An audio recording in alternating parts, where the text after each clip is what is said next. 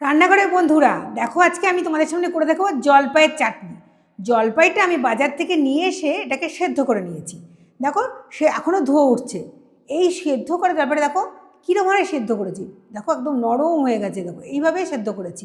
আর সেদ্ধ করার সময় জলটা যখন ফুটে উঠেছে তখন এই জলপাইগুলোকে আমি ওই জলের মধ্যে দিয়ে দিয়েছি। আর ওই সেদ্ধর সময়ই কিন্তু আমি ওর মধ্যে একটু লবণ আর একটুখানি হলুদ দিয়ে দিয়েছি। আর এই চাটনিটা যখন করব তখন একটা ভাজা মশলা করে নিতে হচ্ছে। ভাজা মশলার মধ্যে আমি দিয়েছি একটা শুকনো লঙ্কা, একটুখানি মৌরি, মেথি আর সর্ষে। এবারে এই চাটনিটা আমি এখন তোমাদের করে দেখাবো কীভাবে চাটনিটা করতে হয়। দেখো, চাটনিটা করার জন্য আমি কিন্তু কড়াই বসিয়ে দিয়েছি। আর কড়াই যখন গরম হয়ে যাবে তখন আমি এর মধ্যে একটুখানি সর্ষের তেল দিয়ে দেবো। দেখো, কড়াই দিয়ে ধুয়ে উঠতে শুরু করে দিয়েছে। আমি এর মধ্যে খুব বেশি চাটনিতে তেল লাগে না, এইটুকু তেল দিলাম। এই তেলটা যখন গরম হয়ে যাবে তখন আমি এর মধ্যে দিয়ে দেবো ফোড়নের জন্য রাখা এইগুলো। এটা কী বলো তো, দেখো, তেজপাতা একটা, একটা শুকনো লঙ্কা আর একটু সর্ষে। শুকনো লঙ্কাটা একটু দিয়ে দিলাম আর দিলাম এর মধ্যে সর্ষে। দেখো, সর্ষেটা কিন্তু চটপট করতে শুরু করে দিয়েছে। আর এর মধ্যে দেবো আমি একটা তেজপাতা। এবার আমি সেদ্ধ করে রাখা যে জলপাইগুলো আছে, দেখো সেদ্ধ করে রাখা যে জলপাইগুলো সেইগুলোকে আমি এর মধ্যে ঢেলে দেবো। এবার এটাকে নাড়তে হবে, অনেকক্ষণ ধরে নাড়তে হবে, কিন্তু বেশ ভাজা ভাজা মতো করতে হবে, নাহলে কিন্তু এটাকে হবে না।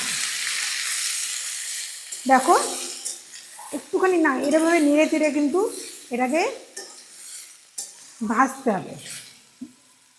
একটু জালটা আমি কমিয়ে দিলাম।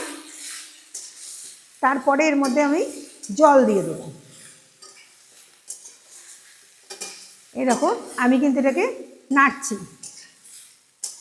এবার বেশ খানিকক্ষণ ধরে নাড়াবো।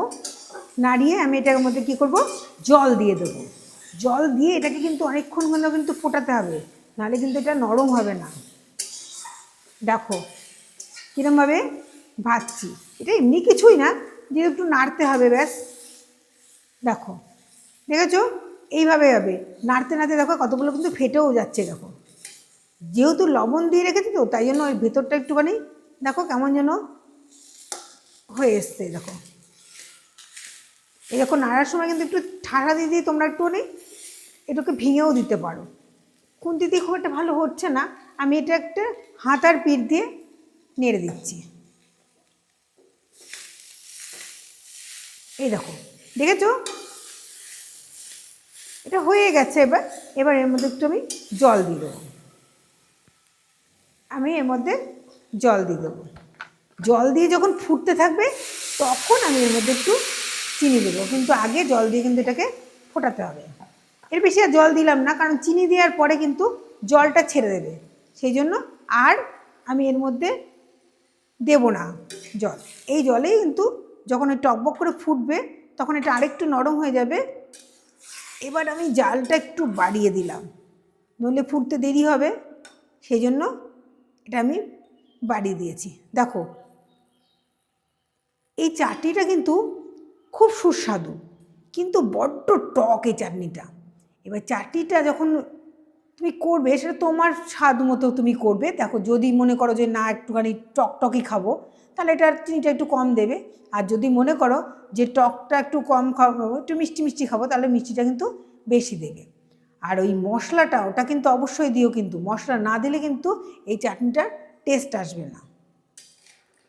এই দেখো, আমি আরেকবার একটু নাড়িয়ে দিলাম, না হলে কিন্তু এটা কিন্তু একটু উল্টে পাল্টে নাড়িয়ে দিতে হবে, নাহলে কিন্তু এটা সেদ্ধ হবে না ভালো মতো। চাটনিটা কিন্তু কিন্তু কী বলো তো, খুব সুস্বাদু। তোমরা যদি মনে করো চাটনিটা এমনি খাবে তাও খেতে পারো, যদি মনে করো যে ভাতের সাথে খাবে কিংবা রুটি দিয়ে খাবে তাও খেতে পারো। বর্ষার দিনে কিন্তু বেশ শুয়ে শুয়ে এই চাটনিটা খেতে খুব মজাদার লাগে। এবার চাটনিটা কী হতো, এই দেখো, আবার একটুখানি নেড়ে দিলাম, নেড়ে দিয়ে চাটনিটা করব। এই চাটনিটা কি বলতো,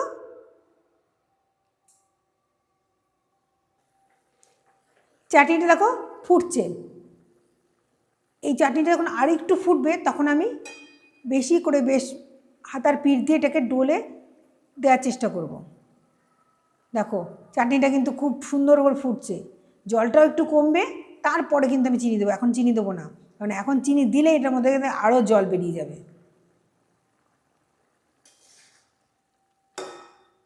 এই যে চাটনিটা জলপাইগুলোর অবস্থা দেখো কীরকম হয়েছে, একদম যেন একেবারে আউড়ে যাচ্ছে।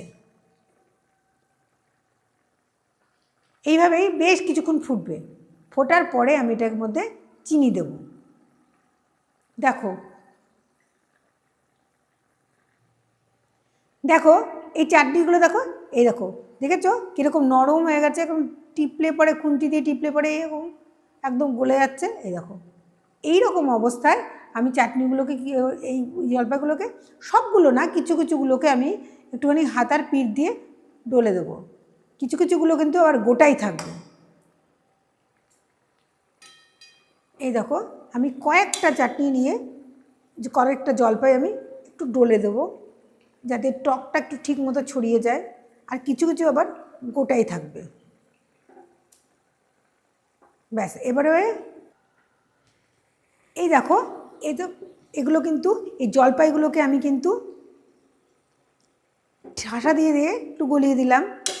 এবার যতক্ষণ না আরেকটু জল না কমে ততক্ষণ আমি এটাকে এভাবেই ফোটাবো।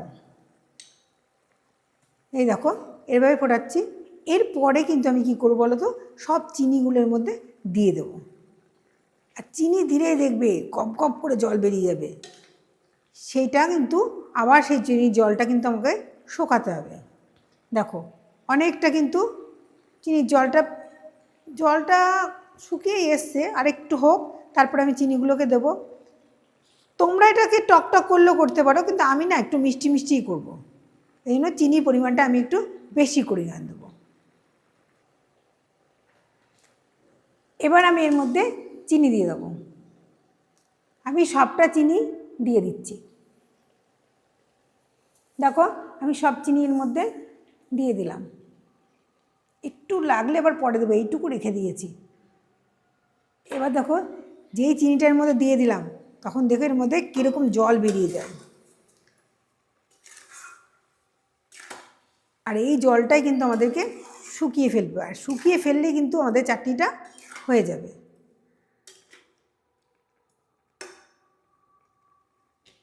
দেখো এই দেখো এই চিনি শুকানোটাই কিন্তু আমাদের ব্যাপার, যে এই চিনির যে জলটা বেরোবে এই জলটা শুকানোই ব্যাপার। চিনিটা জলটা যখন শুকাবে তখন এই যেগুলো একটু গোটা গোটা রয়েছে যে এই জলপাইগুলো, ওইগুলোর মধ্যে কিন্তু মিষ্টি ঢুকে যাবে আর টেস্ট লাগবে। দেখো প্রত্যেকটা জিনিস কিন্তু জলের মধ্যে পুরো চুপে যাচ্ছে, আর একটু ফাটানো আছে, ওই জন্য ভেতরেও কিন্তু মিষ্টি রসটা ঢুকে যাবে।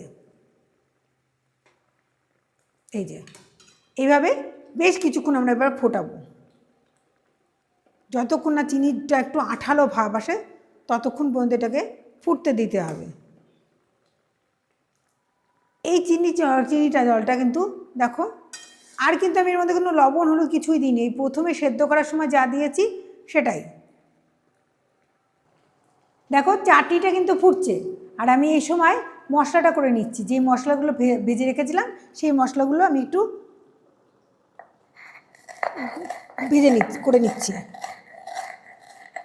মশলাগুলো করার সময় কিন্তু দেখবে খুব বেশি মিহি হবে না, একটুখানি ছাকড়া ছাকড়া হবে, তবেই কিন্তু একটু ভাজাগুলো মুখে বাঁধবে, সেরকমই ভালো লাগে। এই যে একদম নিফাস করে বাড়তে হবে না।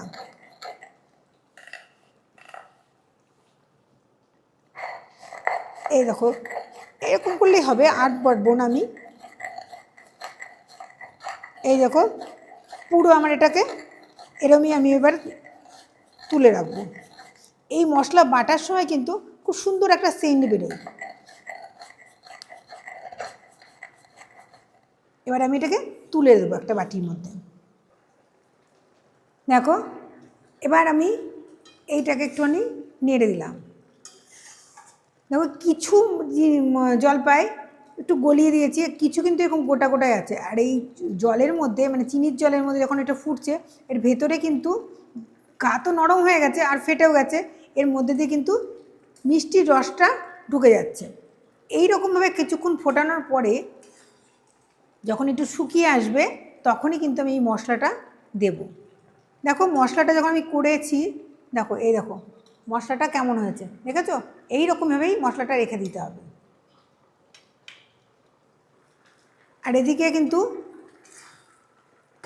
জলপাইটা ফুটছে আমার, কিছু কিছু দেখো বীজও বেরিয়ে গেছে ঠাসার চোটে, আর এইগুলো হচ্ছে ফুটছে। এই রকমভাবে বেশ কিছুক্ষণ ফুটবে, আরও ফোটার পরে তারপরে কিন্তু আমি এর মধ্যে মশলাটা দেব। চাটনিটা করার সময় কিন্তু বারবার করে এরকম নাড়বে এবং কড়াইয়ের চারপাশে এরকম ঘুরিয়ে ঘুরিয়ে দেবে, ঘুরিয়ে ঘুরিয়ে দিয়ে একটু নাড়বে, আর মাঝে মাঝে একটু খুন্তির চাপা দিয়ে দেবে, তাহলে কিন্তু যেগুলো গোটা আছে সেগুলো একটুখানি ফেটে যাবে আর ওর মধ্যে কিন্তু মিষ্টি ঢুকে যাবে। মিষ্টি না ঢুকলে তো খুবই টক, এটা ভালো লাগবে না খেতে।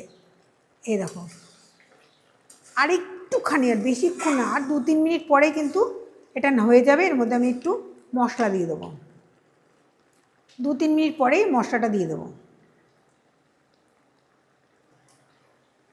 দেখো এবার আমার এটা কিন্তু হয়ে গেছে। এরপর আমি এর মধ্যে মশলা দিয়ে দেবো, মশলাটা কিন্তু আমি সবই দিয়ে দেবো। দেখো মশলাটা আমি সব দিয়ে দেবো। এই মশলাটা এই জন্যই কিন্তু এই চাটনিটা টেস্ট হয় বেশি।